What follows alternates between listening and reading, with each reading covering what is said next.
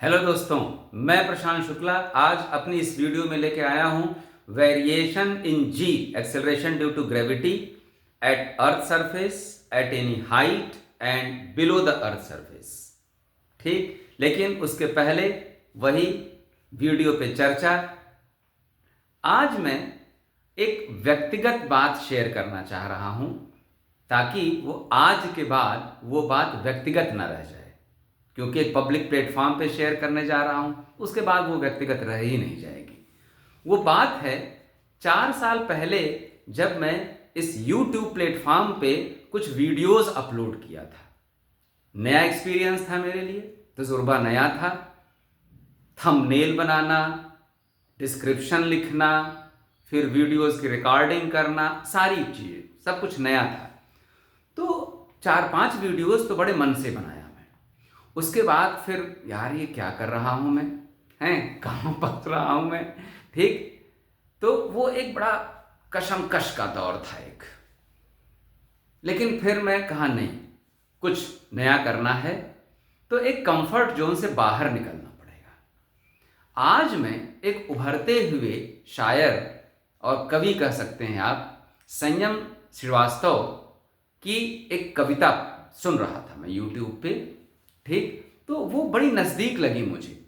वो मेरा जो कशमकश का दौर था, ठीक, द टाइम ऑफ कन्फ्यूजन जो था वो, और संयम भाई की कविता, मैं अपने डिस्क्रिप्शन में उनका लिंक भी शेयर कर दूंगा, बड़ा मिलता जुलता है वो। जिस रास्ते पे चल रहे उस पे है छल पड़े, जिस रास्ते पे चल रहे उस पे है छल पड़े, कुछ देर के लिए मेरे माथे पे बल पड़े, कुछ देर के लिए मेरे माथे पे बल पड़े। हम सोचने लगे कि यार लौट चलें क्या, हम सोचने लगे कि यार लौट चलें क्या, फिर सोचा यार छोड़ो चल पड़े तो चल पड़े, फिर सोचा यार छोड़ो चल पड़े तो चल पड़े। ठीक, कोट संयम Saxena, unquote.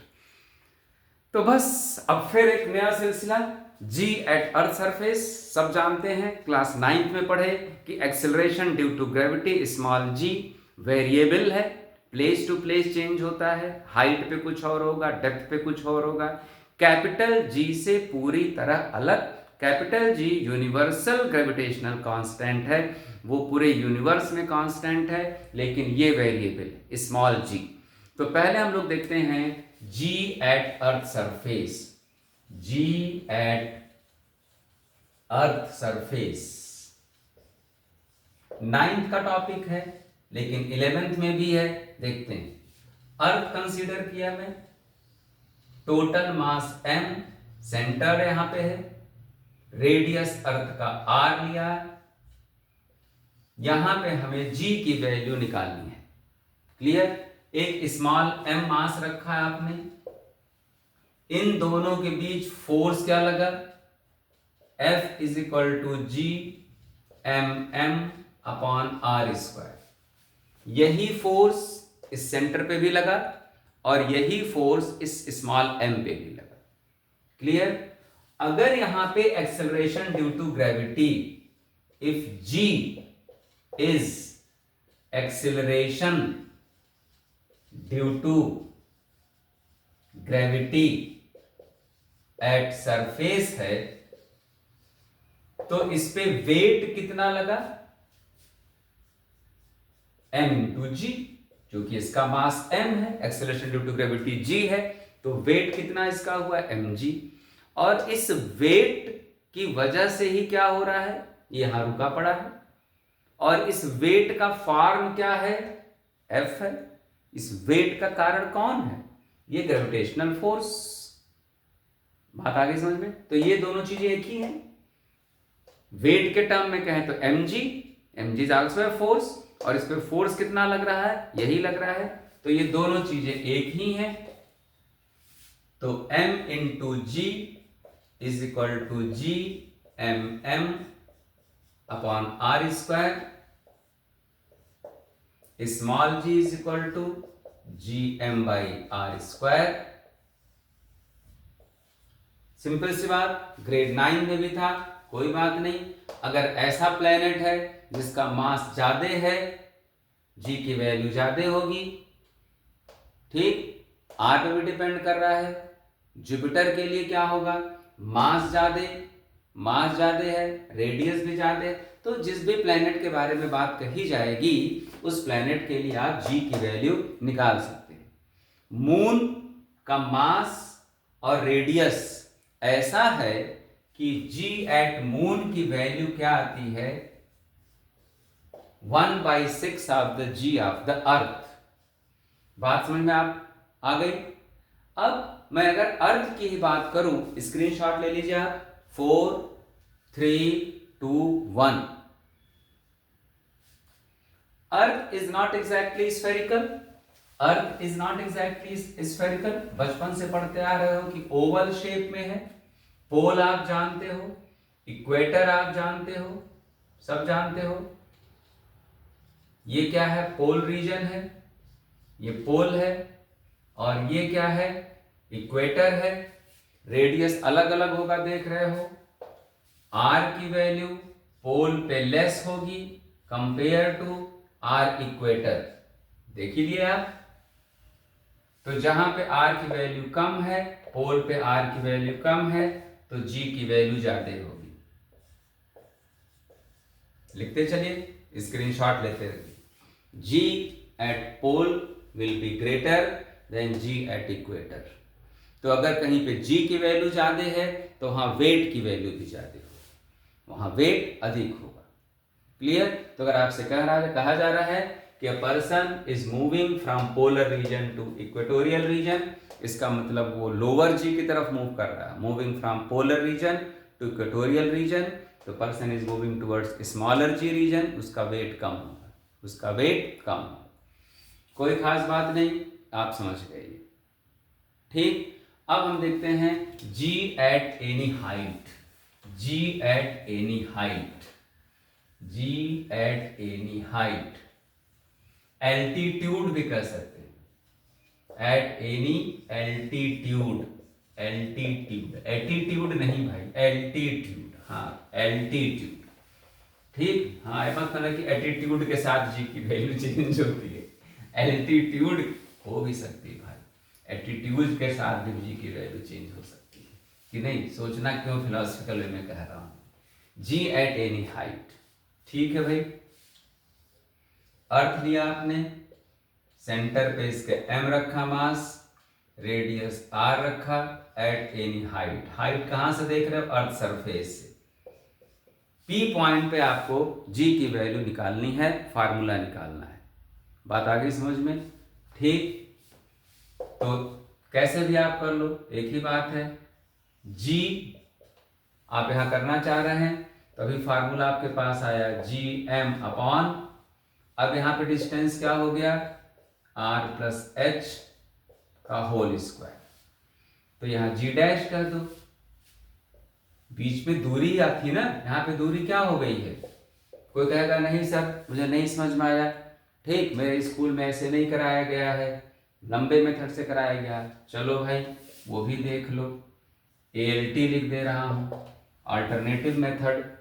F is equal to, इस पे क्या फोर्स लग रहा है, G M M upon distance का स्क्वायर, अपॉन डिस्टेंस का स्क्वायर। और यही F किसका कारण बन रहा है, वेट का कारण बन रहा है। यही ग्रेविटेशनल फोर्स किसका रीजन बन रहा है, वेट का। अब यहां पे तो G है नहीं, यहां पे तो G डैश है, mg डैश हो गया। चलिए भाई, दोनों ही एक चीज है, अलग अलग फॉर्म में, अलग अलग फॉर्म में। ठीक है, देखने से अलग अलग लग रहे हैं, दोनों की वैल्यूज क्या होंगी, सेम होंगी। क्यों, वेट का कारण ही क्या है, ग्रेविटेशनल फोर्स। वेट का कारण ही क्या है, ग्रेविटेशनल फोर्स। तो mg dash is equal to G M M upon are plus H का होल स्क्वायर। ये कैंसिल, ये cancel. G dash is equal to G M upon, वही चीज आ गई, वही चीज आ गई। अभी स्क्रीनशॉट नहीं लीजिए, कुछ और बातें बतानी है। जैसे जैसे हाइट इंक्रीज होती जाएगी, as h increases, g dash की वैल्यू क्या होती जाएगी, कम होती जाएगी। तभी तो भाई बहुत ज़्यादा ऊपर हाइट पे जाके वेटलेसनेस हो जाती है। g डैश की वैल्यू कम होती जाएगी तो जाहिर सी बात है वेट क्या होता जाएगा, कम होता जाएगा। वेट में सीधे सीधे g आता है, g वेरी करता जाएगा, वेट वेरी करते जाएगा। बात आ गई समझ में? ठीक है, क्लियर है मामला? क्लियर? कहो सर इसका और एक फॉर्म लिख सकता हूँ, स्क्रीनशॉट ले सकते हैं आप। स्क्रीनशॉट लीजिए, 4 3 2 1, 4 3 2 1। Another form capital G M को हटा रहा हूं मैं। क्या कर रहा हूं? कैपिटल जी इंटू एम को हटा रहा हूं। कैसे हटा रहा हूं सर? अभी आप बताए, G is equal to G M upon are square, बताया ना। तो यहां से G M is equal to क्या हो गया, जी आर स्क्वायर हो गया। क्या आ गया? तो बहुत सही। तो जी डैश, ये जो जी एम था दिख रहा है, जी एम क्या लिख दिया, G R square upon are plus H का होल स्क्वायर। क्लियर? साथ ही साथ कंसेप्चुअल क्वेश्चन भी करा रहा हूं। अगर मैं कह दिया G dash by G R square upon are plus H का होल स्क्वायर, तो किसका किसका रेशियो हो गया ये, g at any height and g at surface. ये बताओ न्यूमरेटर बड़ा है कि डिनोमिनेटर? डिनोमिनेटर बड़ा, आर प्लस एच है, ये बड़ा है तो ये बड़ा, ठीक, ये छोटा है तो ये छोटा। तो जाहिर सी बात है, तो कह रहा हूँ जी डैश की वैल्यू जी से क्या होगी, छोटी होगी। कंसेप्चुअल क्वेश्चन या असर्शन रीजन के बाद मामले में आ जाएगी बात। ये बात आ गई समझ में? अब तुरंत लगे हाथ एक क्वेश्चन करते हैं। एट व्हाट, क्वेश्चन रब नहीं कर रहा, एक साथ स्क्रीनशॉट लेना। Eight what height, eight what height weight of any body, weight of any body will be 1/16 of weight on earth surface. किस हाइट पे, ये तो पता चल गया ऊपर जाने पे वेट की वैल्यू कम होती जाएगी।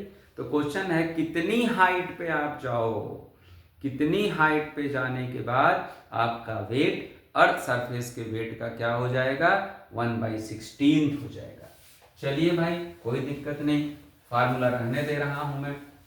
कुछ बच्चे आलसी हैं वीडियो देखने वाले, मुझे मालूम है, ठीक है। कहते हैं अरे समझ ले रहा हूं, बाद में नोट्स बनाऊंगा। ठीक है भैया, मर्जी जैसी आपकी। क्वेश्चन में वेट की बात कर रहा है तो वेट बनाओ भाई, क्योंकि वेट तो है नहीं, डायरेक्ट दिख नहीं रहा है। क्या कर दिया यहां न्यूमरेटर डिनोमिनेटर में, क्या कर दिया, क्या कर दिया, m से मल्टीप्लाई कर दिया। अब भाई देखो जिनकी मैथ थोड़ी सी मामला गड़बड़ है वो कहेगा सर जी इधर भी करो, मेरे बच्चे इधर करो तो कोई बात नहीं, कोई फर्क नहीं पड़ेगा। यहां भी कर दो कोई फर्क पड़ा, m से m कैंसिल हो गया, बात वही आई ना। ठीक, क्या कह रहा 1/16, मतलब ये कितना है, अगर ये 16 है तो ये कितना, एक अर्थ सरफेस पे वेट 16 है तो वहां पे कितना, एक 1/16 हो गया कि नहीं। कौन नहीं सर हमारी मैथ कमजोर है, भाई चल क्या करेगा, क्या करेगा, एम जी डैश को क्या लिखूं, 1/16 ऑफ एम जी लिखूं। चल भाई मुझे ऐसी मैथ नहीं अच्छी लगती। वेट यहाँ का अर्थ के वेट का 1/16 है। जैसी मर्जी भाई, सीखना है आपको, है जिस ढंग से आपको अच्छा लगेगा मैं सिखाऊंगा। बेटा जी कट गया, कट गया ना, 1/16 है। ध्यान से देखो दोनों तरफ का अंडर रूट हो जा रहा है कि नहीं, हाँ सर जी हो जा रहा है। हो गया मेरे बच्चों, बोलो हाँ नहीं, हो गया। क्लियर? 16 था। कोशिश करता हूं डेटा ऐसा लूं, पेपर सेटर भी मोस्टली ऐसा ही डेटा लेते हैं, अगर आंख मूंद के कहीं से कट पेस्ट नहीं मारते। ये हो गया। चलिए स्क्रीनशॉट ले लीजिए, स्क्रीनशॉट ले लीजिए। क्वेश्चन पूरा नहीं लिखा था। At what height above the earth surface, at what height above the earth surface the g will be 1/16 of the weight, will be 1/16 of the weight of the earth surface. Clear? चलिए cross multiply कीजिए। Cross multiply कीजिए 4r, आप कीजिए।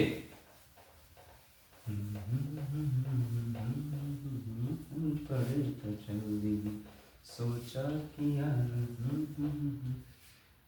तो r plus h is equal to 4r, तो h is equal to 3r। तो कितनी height पे आप जाओगे? अर्थ सरफेस से अर्थ के रेडियस का 3 गुना जाओगे, तो वेट कितना हो जाएगा? 1/16 हो जाएगा। 1 बाई क्या हो जाएगा? 16 हो जाएगा। बात आई समझ में भाई? क्लियर है मामला? बहुत बढ़िया, बहुत बढ़िया। इसका ग्राफ जरा देखो, किसके किसके बीच ग्राफ आप देख रहे हो? G और H के बीच, G और H के बीच। चलिए भाई, G और H के बीच, यहां H बना रहा हूं, यहां G बना रहा हूं। H0 का मतलब क्या? H0 का मतलब सामने है, सब कुछ सामने है। चलिए फार्मूला भी लिख दूं, मैं फार्मूला भी लिख दूं। G is equal to GM upon R plus H का होल स्क्वायर। चाहे ये वाला लिख दो या ये वाला लिख दो, जो आपकी मर्जी। G dash is equal to क्या आया था? R स्क्वायर अपॉन, ये आया था कि नहीं? GR स्क्वायर करके, यही था ना? H0 रख दिए तो क्या आ गया? H0 तो क्या आ गया भाई? G आ गया कि नहीं? H0 का मतलब अर्थ सरफेस पे, अर्थ सरफेस पे G क्या है? G maximum value. बोलो, सरफेस के ऊपर जाने पे वैल्यू घटती जा रही है, इसका मतलब सरफेस पे क्या है? मैक्सिमम। तो जब H इज इक्वल टू 0 है तो G है। H बढ़ाते जा रहे हो आप, H बढ़ाते जा रहे हो, G डैश कम होता जाएगा और स्क्वायर टर्म में कम हो रहा है। अब इसको टच करेगा कि नहीं? टच करने का मतलब है कि G की वैल्यू 0। G की वैल्यू 0 कहां होगी? जब H क्या होगा? इनफाइनाइट। देख लो, इतनी मैथ आनी चाहिए भाई। H इनफाइनाइट होगा तब G डैश 0 होगा ना। तो यहीं मत टच करा देना, यहीं टच करा दिया मतलब क्या है? आप H को इन्फिनिटी यहीं मान ली, नहीं इन्फिनिटी दिखाई नहीं देता, तो ये पैरेलल चला जाएगा एक्स एक्सिस के। तो एमसीक्यू में ग्राफ दिए जाएंगे कई कि हाइट के साथ G की वेरिएशन का करेक्ट ग्राफ कौन सा है? Which graph is correct showing variation of G with height, with H, with height. तो ध्यान देना भाई, टच करा दिया है तो गलत, टच नहीं होगा। यहां टच कराना जरूरी है क्योंकि H0 पे G की वैल्यू मैक्सिमम होगी, G डैश की वैल्यू मैक्सिमम होगी और वो क्या होगा? G होगा। क्लियर है बेटा लोग? न्यूमेरिकल भी आप एक कर लिए। अब इस न्यूमेरिकल में अभी सीधे मैं क्या कहा था? ये कहा हूं कि 1/16 है। कहता है कि 1/16 से रिड्यूस हो जा रहा है। ध्यान देना, if it is reduced by 1/16, बहुत चक्कर है मैथ में। रिड्यूस्ड बाय, एक होता है रिड्यूस्ड कर गया, एक कहता है रिड्यूस्ड बाय 1/16। तो इसका मतलब क्या? G डैश क्या होगा? G minus G/16। समझे ना? G कितना हो गया? रिड्यूस हो गया, इतना रिड्यूस हुआ तो 16G माइनस 15G/16। तो G dash is equal to ये आया। देखिए ना, क्वेश्चन स्टार करके लिखो। At what height weight or G will be reduced by 1/16। तो ये करेंगे, ये ग्राफ बना लिए। तो G डैश बाई G जो आया था R square R plus H का होल स्क्वायर, तो G डैश बाई G क्या आ गया यहां से? 15/16।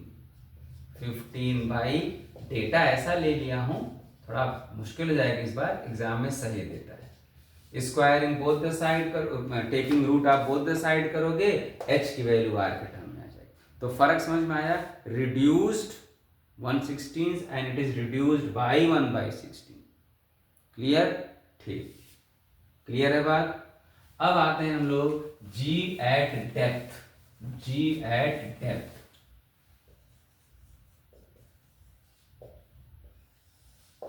ग्राफ देख लिए, न्यूमेरिकल देख लिए, एक बारीक बात देख लिए, हम लोग देख लिए।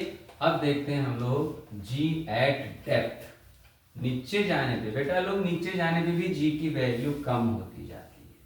तभी तो सेंटर पे जाके, जूनियर क्लास में पढ़े होगे, सेंटर पे जाके बॉडी की वेट जीरो हो जाता है। अर्थ के कोर में अगर पहुंच गए, ठीक है, मुश्किल कहाँ पहुंच पाते भाई, वो तो धड़कता हुआ अंगारा है। फिर भी जहां न पहुंचे रवि वहां पहुंचे फिजिक्स। ये सेंटर, आप नीचे गए, डी डेप्थ तक गए आप, यहां आपका मन हुआ भैया चलो गहराई में बैठ के कुआं खोद के हम जी की वैल्यू निकाल ठीक है, तेल नहीं निकालना कुएं से, ठीक है। तो डी डेप्थ पे जाके आप क्या कर रहे हो, जी डैश की वैल्यू निकाल रहे हो। ये पूरा आर था, आर है, ये डी, तो ये कितना हो गया, आर माइनस डी। देखेंगे, जरूरत पड़ेगी भी तो देखा जाएगा। क्लियर? अब देखो भाई, यहां पे आपको निकालना है किसकी वैल्यू, किसकी वैल्यू निकालनी, जी की। तो अब F is equal to G M. M नहीं होगा यहां, क्यों नहीं होगा, जब बॉडी यहां रखे थे तो अर्थ का पूरा मास काम लग रहा था ना, इस पे लग रहा था बेटा लोग। अब यहां रखे हो तो अर्थ का पूरा मास तो नहीं आएगा, अर्थ का ये हिस्सा है। अब बोलो, जब यहां है तो पूरी अर्थ खींचेगी, जब यहां है मास छोटा वाला तो ये वाला अर्थ खींचेगा, जब यहां रख दिए मास को तो ये वाला अर्थ का हिस्सा खींचेगा, इसको एम डैश कह दिया। और ये तो है ही अपान ये डिस्टेंस कितना, जी m1m2/r² लगा रहा बेटा, और कुछ नहीं कर रहे, परेशान मत हो। ये कर दिए, कोई प्रॉब्लम नहीं, नहीं सर कोई प्रॉब्लम नहीं। फिर वही बात, वेट एम जी डैश, इसका वेट निकाल रहे तो ये तो स्मॉल एम रहेगा। आगे बात समझ में, चलिए ये दोनों चीजें क्या हैं, सेम ही हैं।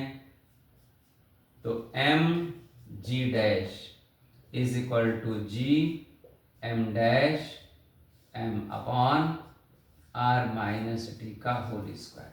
एम एम कैंसिल हुआ, आसान तरीके से कर रहा हूं मैं, G M dash upon are minus T का होल स्क्वायर। सर जी ये एम डैश कैसे पता चलेगा, तो आप नोटेशन रख दिए, एम डैश बताओ, बहुत अच्छी बात, ऐसे प्रश्न पूछना चाहिए। ये देखिए एम डैश पे कार्यक्रम शुरू कर रहा हूं, एम डैश पे पहले एम डैश निकाल दो, मास, इतने पार्ट का mass, mass is equal to density into volume, density into volume 4/3 pi. इसका रेडियस कितना, मंजूर, ये मास पता चल गया बेटा लोग, डेंसिटी अर्थ का रो ले लिया, वॉल्यूम 4/3, ठीक है।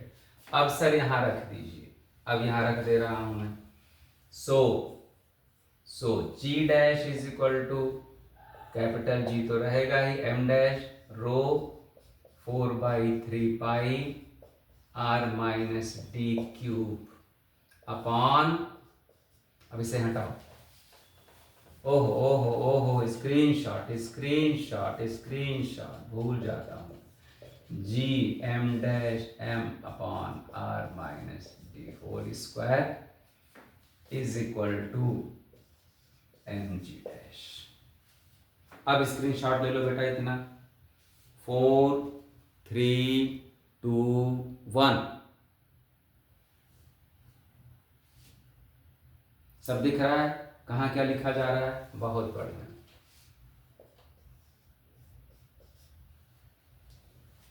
ठीक, ये ऐड कर दिया।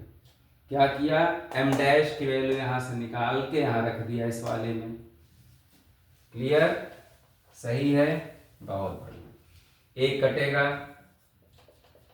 जी रो 4/3 आर माइनस, बढ़िया 3 नंबर का है ये। तो जी डैश का एक फार्मूला आया। आ गया सर, आप कहे थे डेप्थ में जाएंगे जी डैश की वैल्यू कम होगी। देखते हैं बेटा, डेप्थ में जाने पे क्या होगा? डी बढ़ता जाएगा ना, डी बढ़ता जाएगा। डी बढ़ता जाएगा, जो चीज़ घटानी है वो बढ़ती जा रही है, तो ये वैल्यू कम हो जाएगी ना। 5 - 2, 5 - 3 वैल्यू छोटी हो गई, 5 - 4 वैल्यू और छोटी हो गई, 5 - 5 0। तो जब आप बढ़ते बढ़ते डेप्थ बढ़ते बढ़ते सेंटर पे आ जाओगे तो आर की वैल्यू डी हो गई कि नहीं? सॉरी, डी की वैल्यू आर हो गई कि नहीं?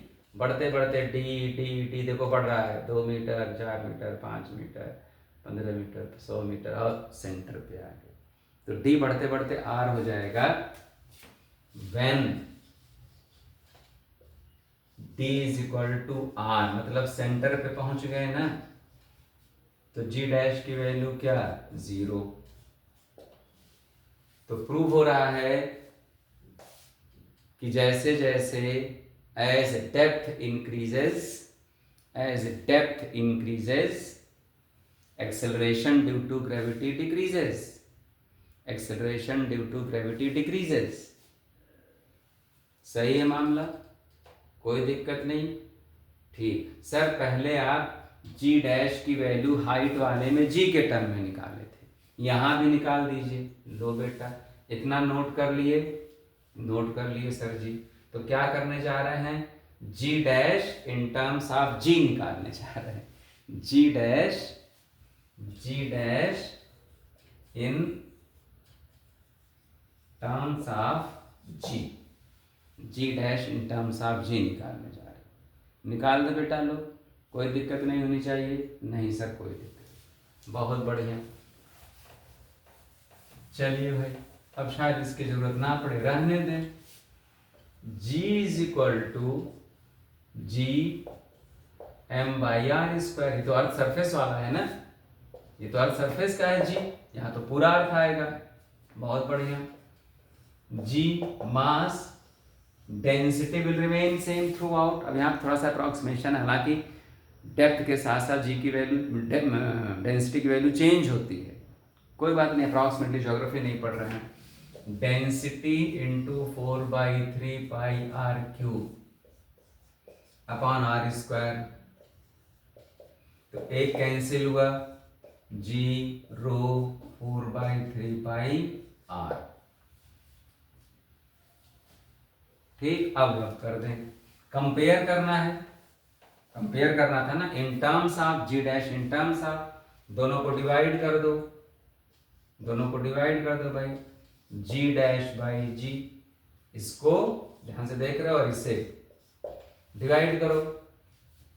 डिवाइड करना है, जी डैश की वैल्यू क्या थी? G rho 4/3 r minus d upon, upon यहां सामने ही लिखा है 4/3 आर। नोट कर लो बेटा, बेहतर होता है नोट करना, स्क्रीनशॉट तो पड़ा रहता है, कभी नहीं पढ़ के देखते। हाँ चलो आज करेंगे, आज करेंगे, मामला आगे बढ़ता जाता है।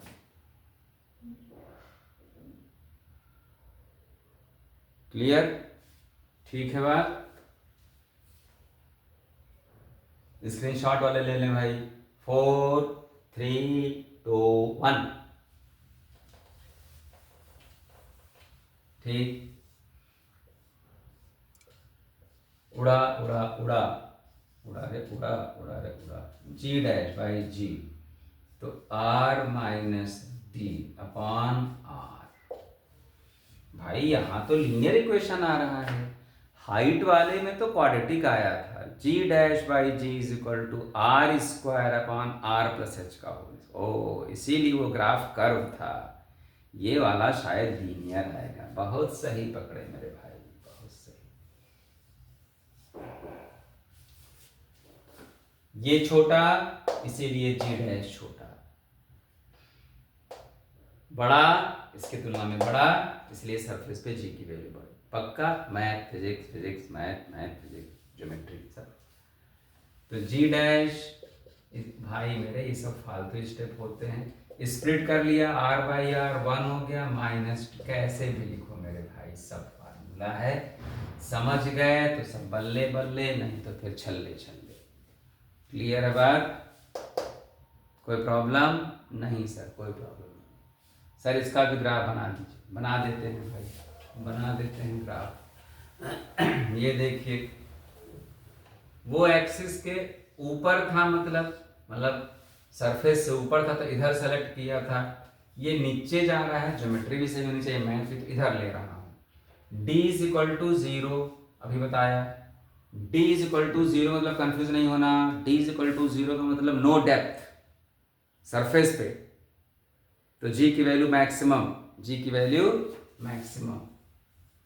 g बढ़ते जा रहे हो, डेप्थ बढ़ते जा रहे हैं, जी की वैल्यू कम होती जा रही है। कैसे? लीनियरली। कहां पे जाके 0? जब d इज इक्वल टू क्या हो जा रहा है, हाइट वाले में इंफिनिटी पे जाके, h इंफिनिटी पे हुआ था तब जाके g डैश 0 हुआ था। यहां तो कोई लंबी बात नहीं, यहां सरफेस पे आके ही, सेंटर पे आके ही अब देखो मैं आपसे ये कहूं कि भाई देखो, g की वैल्यू कहां तेजी से चेंज हो रही है। अर्थ सरफेस के, देखो इसे बाल की खाल निकालनी पड़ती है, होता नहीं है खाल, लेकिन निकालनी पड़ती है। निकाल लिए तो बढ़िया, तब माने जाएगा हाँ बाल की खाल होती है। लोग कहते हैं बाल की खाल मत निकाल, बाल की खाल होती ही नहीं। ठीक है, जो निकाल लिया मतलब वो बढ़िया, वो समझ गए, वो फिर हो गया, वो अल्टीमेट हो गया वो।